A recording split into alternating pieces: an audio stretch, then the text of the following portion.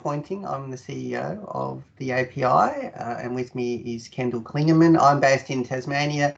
Kendall's up in Queensland, and this is part of our national Students in Power Summit that we're trying for the first time this year. So thanks for joining us for this second of our industry inspiration sessions, where we're going to look at some really interesting professionals from our member organisation sharing their career journeys with our students. So Kendall's going to be our host today. I'm just going to go through some housekeeping things and then we'll get into it. So first off, just to acknowledge the traditional custodians of the lands and waters that we're meeting on all across Australia today in this online environment, and to pay our respects to their elders past, present and emerging, and their continuing connection to the lands and the environment in which we live, and to recognise their contribution to Australian community and to the power sector in particular. And also to note that this year, as part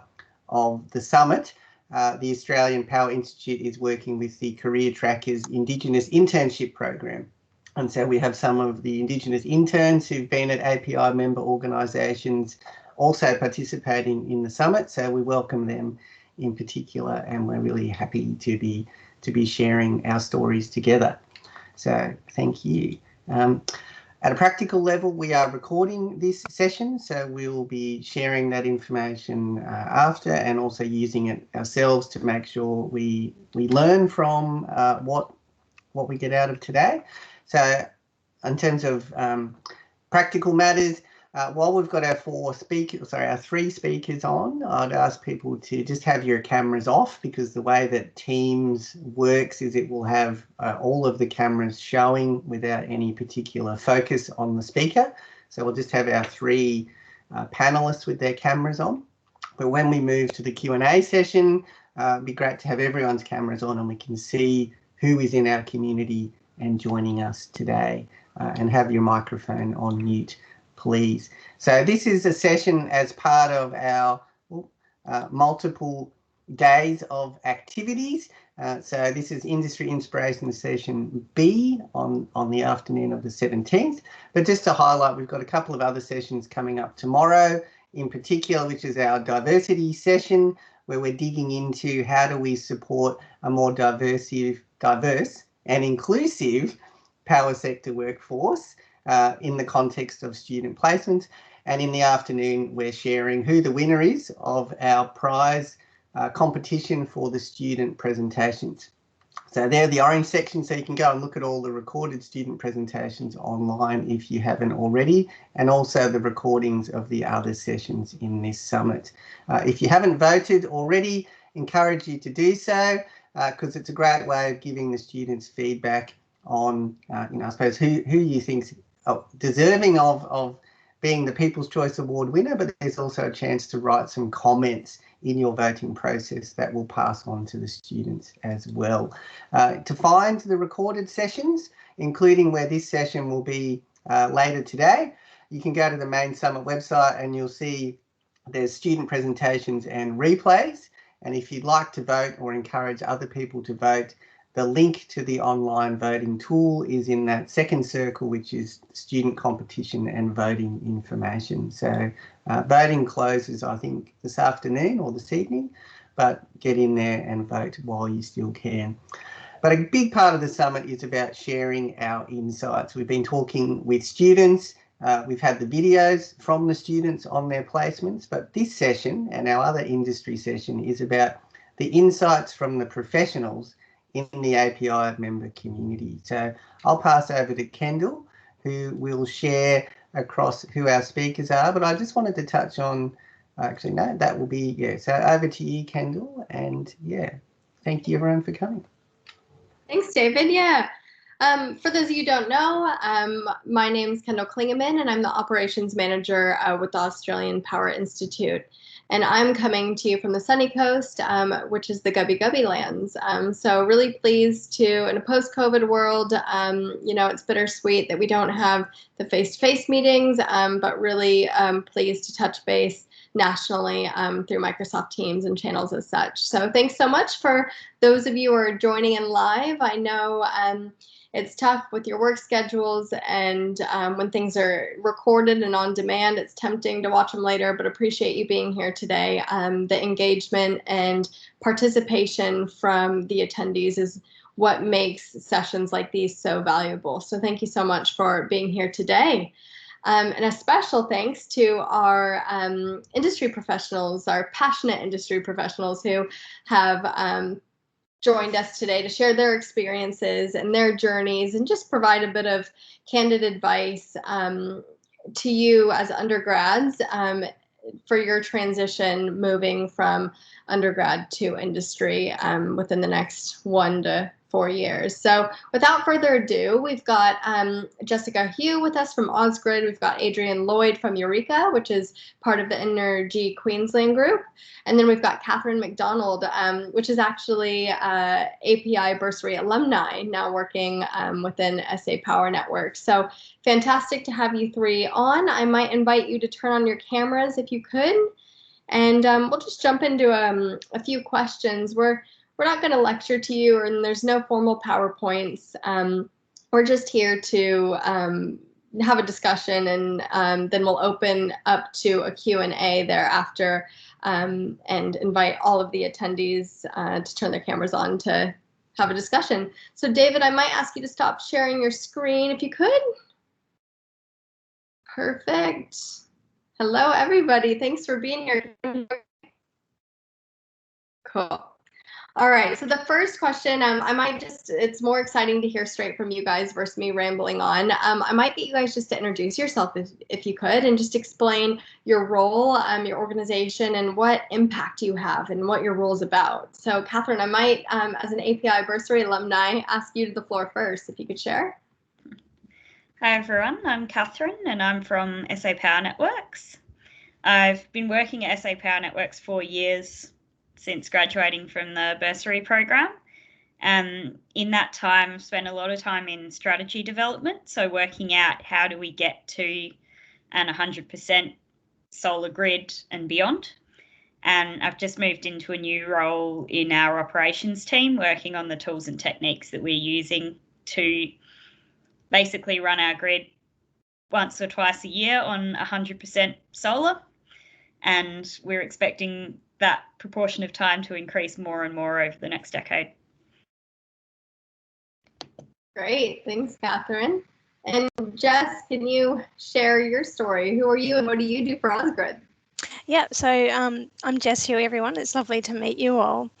So I work at Osgrid. So they're the distribution network service provider for the Sydney and Hunter regions in New South Wales. And I've been working here for the past 15 years. And in my 20-year career, I've always been working in electricity distribution networks. And my roles have ranged across just about every area that you can imagine in technical and managerial roles. So at the moment, I'm working as an asset investment strategy manager at Osgrid. And really that role involves developing the strategies and policies for how we're investing in our future network. And I guess if I talk a little bit, maybe it's more interesting if I talk about what I've been working on this week. I've been doing a lot of work around climate resilience and how the industry is building its resilience to a changing climate, not just in terms of strengthening the network, but how the business responds and how our customers respond to a changing climate. I've also been doing quite a bit of regulatory work. There's a lot of regulatory rule changes afoot at the moment, and at the moment it's really exciting because there's such an opportunity to shape the industry in terms of enabling that renewable energy penetration. And I've also been busy doing our investment portfolio, which is all of the capital expenditure that Osgrid has, several $100 million each year around investing in our network. So that's me. So, yeah, you sound really busy. Thanks for making the time. I know all of you are busy, but thanks for making the time to share your story today. And last but not least, we have Adrian. Thanks, Kendall. Afternoon all. Can you hear me, Kendall? Can. Excellent. Thank you for inviting me along, giving me the opportunity to speak today. So I work at Eureka, which is the commercial arm of the Energy Queensland Group. So I sit alongside the Energex and Ergon regulated businesses, but as well as the Ergon Energy retail business as well. At Eureka, I'm the technical program lead for the business within the emerging opportunities team. And within this role that I'm in at the moment, I guess I oversee and facilitate the delivery of a range of technical engineering activities focused on those emerging opportunities, emerging commercial opportunities for Eureka. Of most interest, I suppose, recently, I've been working on the deployment of a 4 megawatt, 8 megawatt hour grid connected large scale battery solution in Townsville, which has been interesting and challenging all along the way. Some history on what brought me to be here today. I was a graduate in Ergon Energy some 6 years ago now. Went through the graduate program there, got some great experience across a number of different departments, worked all around not only Queensland state, but also different teams in Ergon. I then found myself in sort of an R&D sort of new technology sort of role. I got the opportunity to work with Katherine on some stuff with the University of Wollongong as well. And have then since then looked into, well, what commercial opportunities exist for a business like ourselves as Energy Queensland? How can I leverage what I've learned in those spaces around renewables, distributed energy, and deliver those sort of technologies and those emerging technologies for customers in Queensland. Thanks, Adrian. Good overview on your journey and I guess your pathway into engineering. And it's really exciting to hear offline in that research and development stage that not only within your organization with universities, but there's actually cross-pollination between ideas and research amongst organizations. I mean, Katherine's in South Australia and Adrian's in Queensland, so really cool to see that collaboration nationwide. Thanks for that. I guess my next question, Adrian touched on it a little bit, but just I want to get back to when it doesn't have to be when you were younger, mid-career, early career, when you were in high school. When sparked your curiosity, and when did you know that you wanted to go into engineering? Katherine, we might go back to you if we could. I think the way I probably knew as a kid that I was a bit suited to engineering is I like to read a lot about how things work. So I would just read magazines about, like, how does a cruise ship work? How does a skyscraper stay up? How does a skyscraper work? How do the lights stay on in a big city? How do people get around a big city? And all of this, I was always fascinated by what goes on behind the scenes to keep society functioning. And then that continued on to watching documentaries on this, and I was just completely fascinated with the whole thing. And then I ended up working out in high school that engineers were the people who made all this happen. And so that's why I wanted to become an engineer. That's great that you were able to make that connection in high school, because engineering is so complex that sometimes it's really hard to make that connection. So that's great to see that you had that experience, and I guess just having a passion for curiosity is what got you there. So thanks for that. Jess, what led you to know that you wanted to become an engineer or work within this power space? I actually have a really similar story to Katherine in that I was continuously annoying my parents as a kid by taking apart all of the electrical equipment in the house and then putting it back together again. And I didn't actually know anything about engineering, but it was really a relief to everybody to realise there was a career that I could pursue in engineering that really supported that curiosity about how things work. So I didn't actually specifically know about power engineering though until quite late. I was really fortunate to earn a scholarship to attend university in electrical engineering, And through that, I got to experience working with Integral Energy at the time, or now Endeavour Energy, just with continual work experience. And probably what I learned to love about the power industry is really just the diversity of different things that you can really get your hands on and get experience in. So that was where I fell in love with the power industry. And then why I continue to work in the power industry is really that feeling that I'm contributing to the community, and I'm really, and I really do, I love that. I think that's probably a common theme for a lot of people working in the power industry. So that's my story. Thanks. Yeah, having an impact, an immediate impact on people's lives and society would be, really rewarding. Adrian, how are you here? What led you here? I suppose my first entry was maybe a little bit non-traditional, or maybe not, just a slightly different path in which I didn't know what I wanted to study or anything like that out of high school. I was all right at math. I really enjoyed physics. I actually went on holidays with a good family friend who happened to be an electrical engineer, and he was a bit of a mentor of mine. And I put the conundrum to him, and he said, "You should be an electrical engineer." I said, "That sounds all right to me." He'd done all right. I thought, how bad can it go?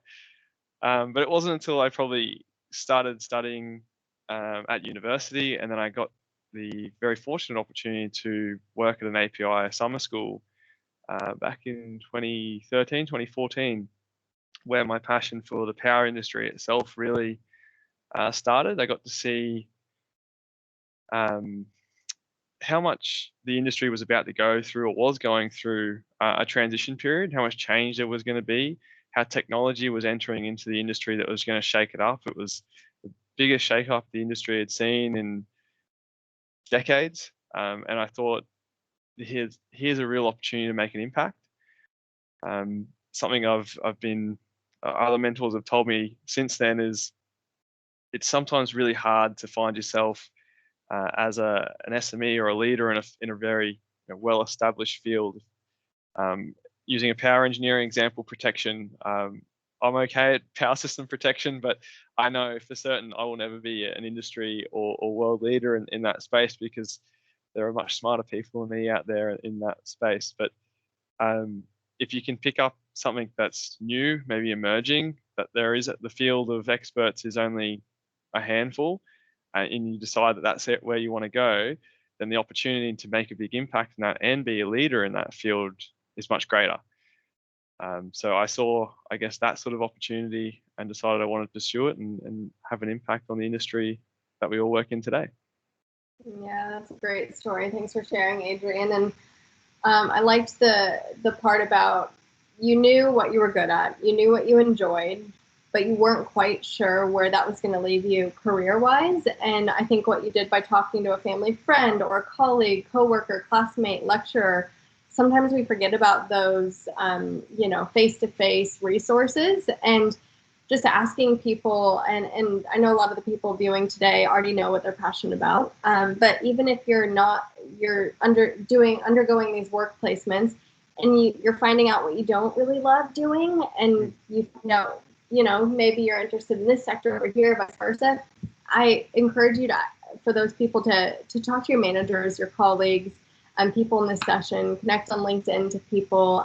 Everyone's happy to go for a coffee or meet on Microsoft Teams. So I think Adrian leveraging his resources around him was a great first step and led him to what he's doing today. So thanks so much for sharing that. That is a great segue into, I guess, the why you're still here. We got you here. You guys are all engineers and you're here still, so you must enjoy it. Jess said that she enjoys working in this field because she's making a direct impact.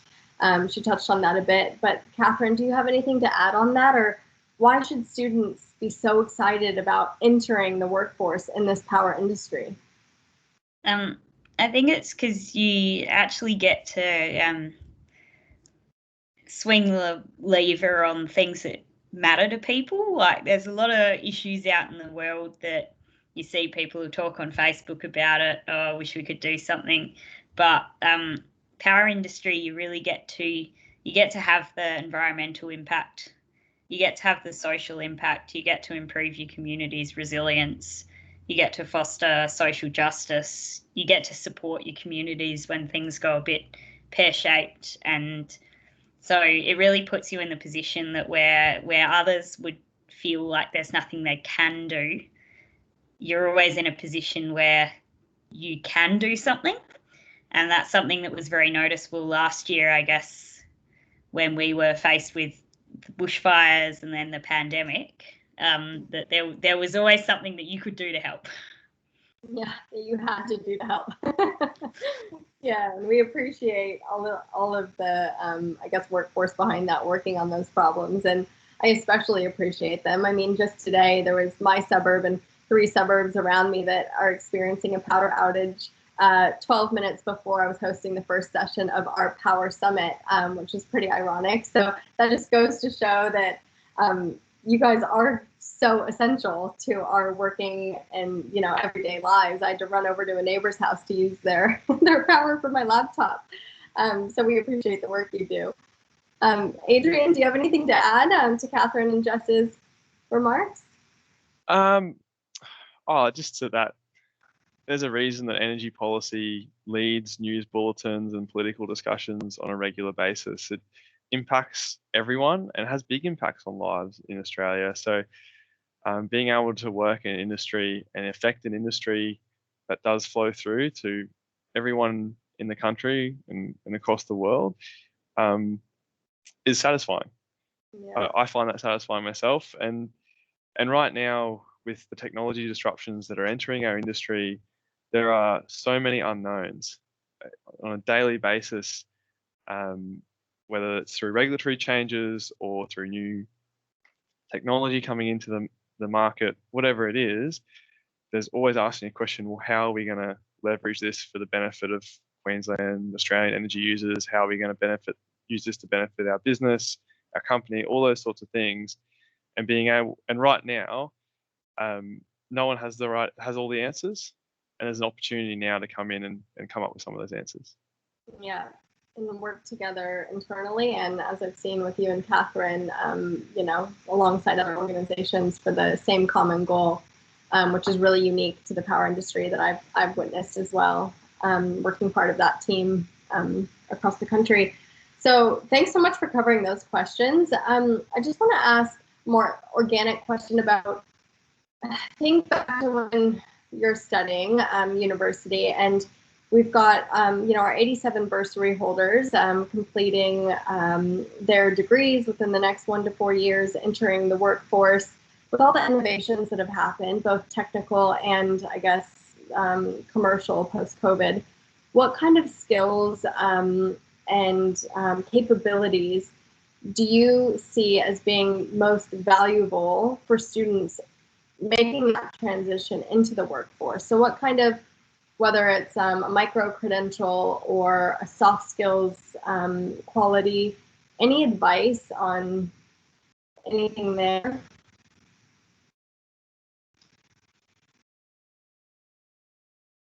Let me go first. I'm sure we've all got things to say.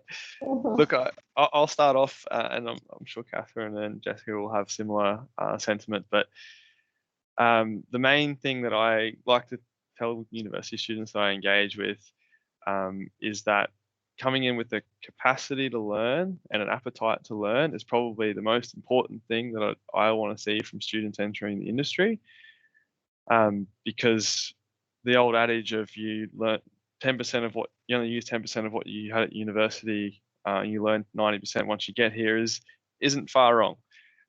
So if someone comes in, they're willing to learn, they're able to learn, then I can see a path forward with working with that individual. So that's probably the most important one to me. If you want to get specific about skills and new skills that are desirable at the moment that we maybe are lacking, particularly within my organization, you're talking data analytics, coding. It's not to say that the traditional power engineer role is no longer required. We have a $18 billion asset base that still needs to be maintained and managed. But because we've had that forever and we've got a whole cohort of excellent engineers that are really good at that, I can teach people those things, or I can send them to learn from people. What I can't teach them is the coding and the data analytics, the machine learning, and those new skills, because there's only a handful of people in our business who are experts at it. So bringing those skills in is valuable. Yeah, thanks, Adrian. That makes a good, or that is a good point. And I think starting the first key ingredient brings back to that first comment that you made about just having the appetite to learn. And I think some of our students going, starting their work placements, and I remember back when I was doing internships, I think a lot of us feel like we're not confident because we don't know all the technical skills, and we haven't learned all the technical skills in uni, and maybe we're not confident in that course that we didn't do so well at last semester type thing. And all those challenges are easy to overcome if you have that appetite to learn, and you can ask people within your organization and learn new skills. And yeah, like Adrian said, you learn so much more when you enter that practical environment. So that's great advice. And those new skills, we've been hearing a lot from the other industry members as well as being predominantly needed now. So Katherine, do you have anything to add? Yeah, I'd second that. I'd suggest be like a preschooler and just ask why all the time when you go into a work placement. Just ask, if you're doing something, ask yourself why you're doing it, ask your peers why you're doing it, and most people in the industry will be so happy to give a massive explanation on why you're doing something that will teach you so much about the way the industry works, about the way the system works. And I think the same goes for when you're studying at uni. You can learn how to pass exams quite procedurally, but it is worth thinking about the theory and thinking about why you're being asked to do things in a certain way at uni, because a lot of the time we're experiencing so much rapid change that doing something because it's the way it's always been done is not going to be suitable and can actually put you at a lot of risk or waste you a lot of time. So that's why asking why and continually challenging what you've always been doing and bringing it back to the physics of the system and the way in which it's run is just really, really important. And you're never going to annoy anyone by asking too many questions, because we love answering them. Awesome advice. Thanks, Katherine. Jess, I see you thinking there, and I think you have a comment. Yes, I do. So I think there's a couple of things I'd say. One of the things for me, I guess, when I started out my career, it was as a protection engineer, and I really built that fundamental technical base. And that has really served me well in my career of just understanding the building blocks of a power system. But then I think when I look at what I really value in the engineers that I have working for me, it's actually the breadth of experience, that diversity of thought. If you can solve a problem and think about things in a different way, then that's what's really valuable. So I encourage people both to dig deep and really understand the issues and ask why, but then think broadly. Go and have experiences. For me, I'd spent a stint of time in customer because I thought I really need to understand the customers that we're supplying, and just think broadly about what it is that you're interested in. And the other thing that I would say, and this probably echoes back to something you were saying earlier on, Kendall, get mentors, get people to support you and take you through the journey. Surround yourselves with people who aren't afraid to give you the really critical feedback, and just to help yourself to thrive through the industry. Yeah, and to assist in that networking. I think that's really paramount in this industry as well, and leveraging those relationships through undergrad, through vacation work, and within the bursary program, as well as outside of your organization when you work within teams. And using LinkedIn and things like that to leverage those relationships is also really great. Hey, Kendall, thank you so much. Yep.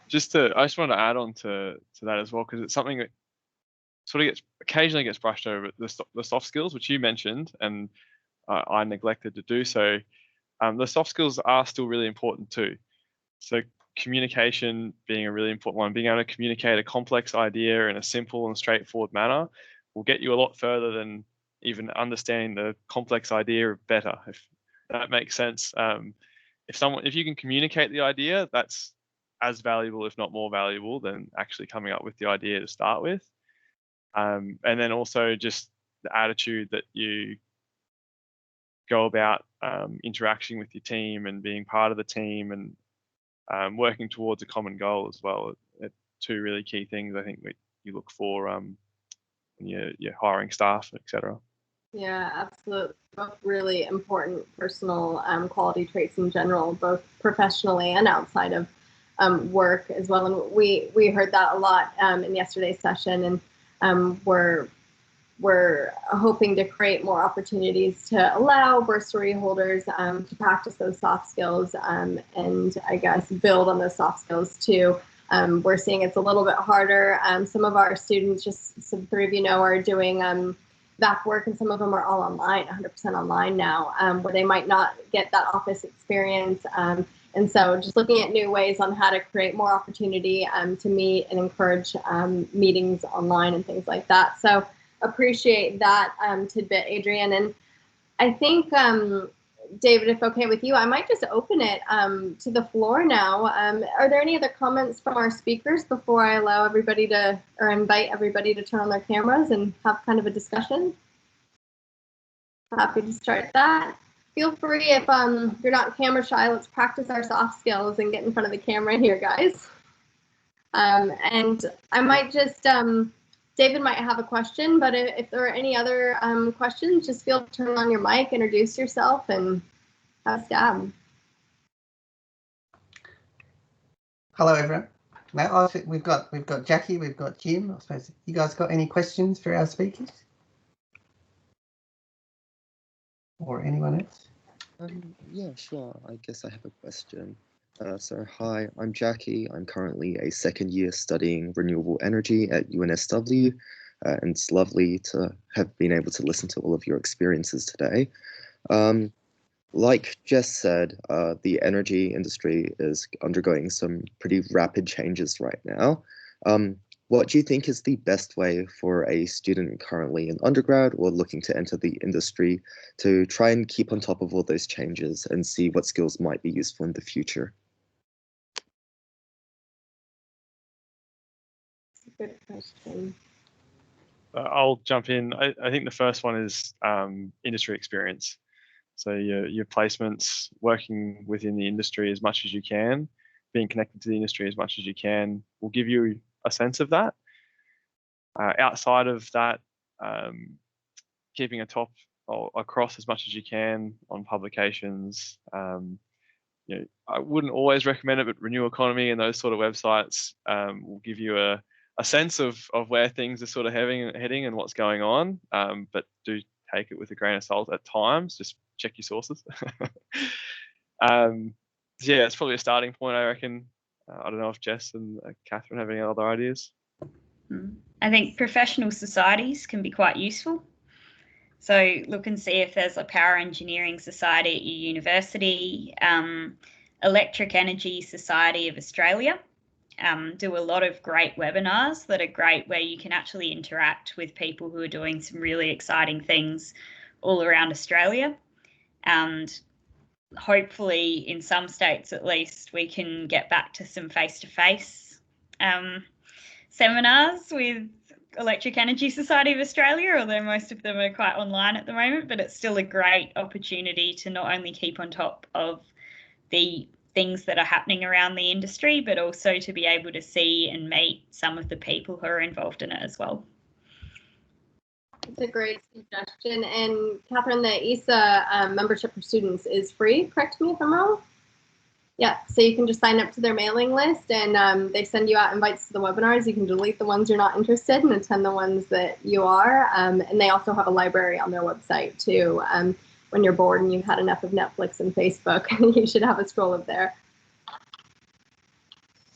You beat me to it, Katherine. I'm actually a committee member on the WESA for New South Wales ACT, and it is free for South Australia. Yeah, there you go. So that is a really valuable resource. And then the other thing too is leveraging your network that you already have through the API, and just making sure that you stay up to date with people in your network. To see what jobs are available and that industry experience. There is so much going on in the industry that it isn't really possible to know everything, but certainly staying across as much as you can will be to your advantage. Thanks, Jess. Yeah, that's a good point to make. It's not at all possible to be across everything, but that's the beauty of being around colleagues and other teams, is you can leverage information all over the place from different resources. So you're just right in the beginning, and you're understudy, and it's just the start of learning. It doesn't end after university. It'll continue there into the workforce. So great question, Jackie. Hi, Stuart. Welcome to the video. Did you have a question to ask, or you just pop it in? I did. One relates to more the business side of engineering. I was just wondering if there's much difference between businesses that are competing for contracts versus ones that are maintaining the grid and that sort of thing. Anyone can? I'm not sure who to direct that question to, though. Well, I could probably give it a good crack. Oh, you go, Katherine. Or Jessica. Oh no, I was going to say that so I've spent most of my career in the side of maintaining the network, and there is a steady flow of work there, and that but I think that you'll find that there's pretty exciting opportunities on both sides. I'm not sure if you had more to add, Adrian. Just having worked in the regulated business for the best part of 4 years, a bit more, and then coming across to an unregulated space. So working in a commercial business, still within the same umbrella, but certainly your day-to-day focus is commercial as opposed to maintaining and keeping the lights on and those sorts of things. The biggest difference I found is that the pressure on dollars. So you're always trying to achieve the most economical outcome, the best commercial outcome for your business, which makes sense. You're a commercial business, you should be doing that. But what I would say is that actually the regulated businesses, well, at least here at Energy Queensland, need to learn more and improve their commercial mindset and how they operate, because a lot of the inefficiency that does exist within those businesses, and particularly historically, has come about through whether it's complacency or funding models. There's a myriad of reasons for it, but having that commercial mindset and always being focused on what's your best NPV outcome, what's the best outcome for our customers, what's the balance between what it costs versus the benefit cost outcome, all those things are becoming really, really more prevalent and front of mind, even within the regulated businesses. Thanks, Adrian. And Katherine, I think you had something to add. Yeah, I'd add that there's also this real big difference between sort of project work and operations and maintenance work, which is perhaps even bigger difference than regulated and unregulated, because you can spend time doing defined projects and then they have an end date and then you hand it over, and there's a lot of work in distribution that's like that. But then there's also a lot of work that is, you've got your existing asset base and you need to operate that in the best way that you can for your customers. And so it's almost like it never ends. You've got stuff that you're working with every day that dates from either a few decades ago to now, and you have to make it all work together harmoniously. And the decisions that you make you're responsible for all of the long-term outcomes of that, because it's your asset. And so that's a very interesting mindset to have, as opposed to a project. Often you don't have a defined goal you're working to, and so you have to balance a whole bunch of things almost yourself, because that's not kind of always defined for you in a project scope or a contract. That's something that's quite an interesting difference, I think. Thanks. probably just going to add to that, it was that one of the things that I really love about my role is that you get to work with old technology and new technology together, and you really have to use your engineering mind to make that all hang together.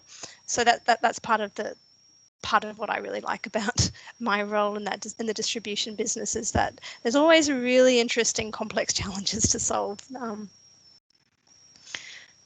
Yeah, that's a good overview, and that's a really good question. And Stuart, good on you for asking it, because a lot of the times we do get bogged down on the technical bit. So asking those commercial questions and trying to understand the difference, like what Katherine said, I didn't even know that today. So asking those questions, you just keep learning. So thanks for bringing that to the table.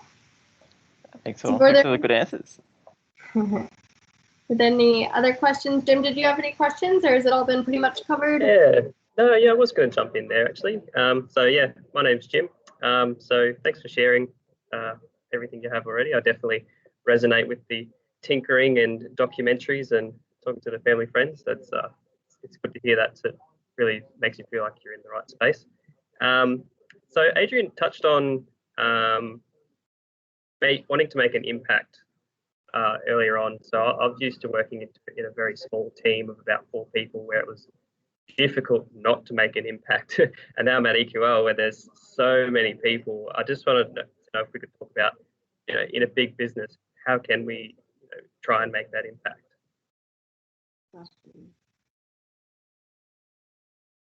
So I'll talk about my experience at EQL, because you're right, it's not always easy, or you may not immediately see it.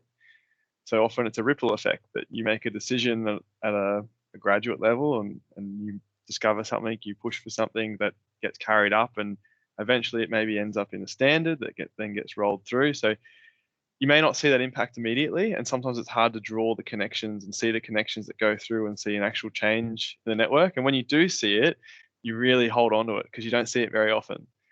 But I suppose in terms of making an impact, when that, whether it's an update to a standard or the small change that you've made that does flow through and have an impact, it has a really broad reaching and significant impact when it does actually land. So, Energy Queensland, or in Queensland we serve however many millions of customers, I should know that. So if you do have a change that rolls through and then applies across the state, you get to see that your impact that you had is broad reaching and affecting. So I think look for the opportunities that exist where you go, actually, that's a team, that's a role, that's a project that really can flow through, and you can see the connections. Otherwise, following it through and looking for the connections is probably the best way, and being patient. It'll come. I probably wanted to jump in on that and say that certainly working in a large organisation, it can feel at times like a slow-moving machine, but that impact that you can make is really quite wide-reaching. The other thing is probably more touching on some of the soft skills that you learn throughout your career around how you use influence to get the right people on board with you to take an idea through to completion. And having a good idea is one thing, but when you're putting up an idea, it's always important to have a pathway that for how it's going to be implemented, where the money would come from, and how you could actually deliver on that, because that's something that can really be used by the business. Yeah, one thing that can often help is to look for the gaps, like listen and look for things in the organisation that, despite the fact that it's really large, no one's doing it. Particularly stuff that really fits with your skills and your interests, because you're coming from a background of where your education's been very different to a lot of the older people in the business, and so they know some stuff, but then there's also some stuff that you know. And so if you can see something that's not being done that fits your skills and fits your interest, and then you just need to network and talk to people who are a bit more senior in the business who can help you work out how to make that contribution. Because if you're offering to do something that no one else is doing, that's going to make you quite popular. All great channels of advice, and all three different. So Adrian's point, you might not think you're making a difference, but you're contributing to that ripple effect. Also keep an eye out on where you can make an impact, where, you know, a missed opportunity that hasn't been done, that Katherine said, and then take on Jess's strategy by getting other people, because you might not have that influence yet as such a young, brand new engineer into the workforce network, build that team in order to get that idea over the edge. So great advice there. And David, I think you might have a question. Thank you, Kendall. Yeah, I suppose I'll make reference to Mr. Dyson, the vacuum cleaner man. He often talks about how he loves young graduates because they don't know what's not possible based on, you know. So I think I suppose just getting some feedback from our speakers of, you know, to what extent do you think right now, as Adrian said before, there's been, you know, a couple of stages of unprecedented transformation. So now it's obviously not unprecedented because it keeps happening, but we're in a time of incredible transformation. We need different thinking, new thinking. And, you know, do you think that there's a lot of value in, while students might not have that breadth and depth of experience, they do have some very different ideas, and they've gained some, you know, very different technology insights and different ways of thinking through their studies. So is that, you know, what value can that bring to your teams?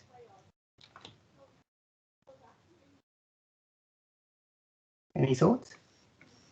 Sorry, I'm happy to jump in here, and probably echoing what Katherine just mentioned around, you know, that the engineers who have come through previously have had a very different level of education and experience. Certainly when I went through, which wasn't actually that long ago, there wasn't even an opportunity to do renewable engineering as a degree.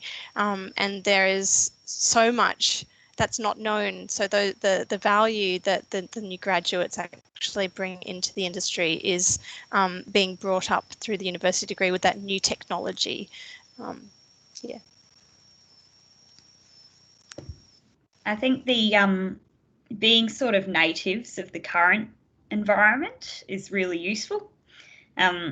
Like, to give you an example of an area where our graduates and new engineers are really valuable at SA Power Networks, is that we really need to expand the scope of our planning. So traditionally, we've planned our network down to the substation and medium voltage level for supplying load, so the forward direction. And over the last few years, we've really had to expand that to consider reverse power flows, and also consider down to the low voltage network. And so when you've got people who come in and that's all they've ever known, sometimes things can seem a lot more simple than they do to people who have only ever planned the network to medium voltage and in the forward direction, because they're not trying to apply old techniques to a new problem. They're looking at the problem with fresh eyes and saying, how would I plan a reverse forecast for the LV network? And so, and often those fresh eyes solutions are generally the best ones for those new challenges. Yeah, I can second that. I can tell you firsthand, connecting the first grid scale battery in Queensland, that I've had many discussions with network connection teams and engineers, very capable engineers, who their initial response is, no, you can't do that. And then when I ask why not, it's just, well, because we don't do that. That's just not whatever happens before. But as new technology does enter the industry, like batteries, like StatComs, like whatever it is, you have to start challenging those norms. And if you come in with the position that you don't have those already established, I think it makes it a lot easier to start looking outside the box. Whereas those that sit there and I have to challenge myself all the time, given that I have been in the business a long time, and it's easy to get comfortable with those norms. You know, why am I taking that position? Is that just because it's what that's expected, what I think should happen, or whether that's actually the limitation that exists. Good overview and good explanation by all three of you. And I love the diverse advice and backgrounds all three of you bring. So I guess just the content and the insights, the stories, the journeys from this session is exactly the type of content that we were after and passing along to our current undergrads, and also hoping to extend this recording to high school students and other cohorts that can learn more about engineering as an exciting career pathway. So I really appreciate you guys being here today to share your stories. I'm thinking that it would be great for those of you who haven't had a chance to check out the videos, especially the students. Feel free to check out the student videos. I know there's been a couple of great ones from Energy Queensland that have come through, and yeah, we're just really excited to continue the summit tomorrow. We're going to have our announcement of the People's Choice Awards for Best Student Presentation, and we're also having a diversity session tomorrow as well. So feel free to pop back in if you're free. Otherwise, you can sign on to the Summit website and register for the recording if you're curious thereafter. That's it from me. Does anybody have any other final comments? Great. Well, thanks so much again for your attendance, and enjoy the rest of your week. Thanks, Thank everyone. you, everyone. See you next time. Bye. Thanks, everyone. Thanks, guys. Lovely to meet you all. Bye, Jackie. Thanks, guys. Thanks so much. That went really well. I really appreciate you guys. Oh, oh no, I thought I hit end. That was really nice, guys. Thank you. No worries. Thank you, Kendall. Yeah, and we'll touch base. I've been meaning to email you. Yes, all good. Yeah, the summit. So yeah, I'll get in touch with you to go over a couple things. Thanks, Kendall. Talk to you soon. Bye. Bye.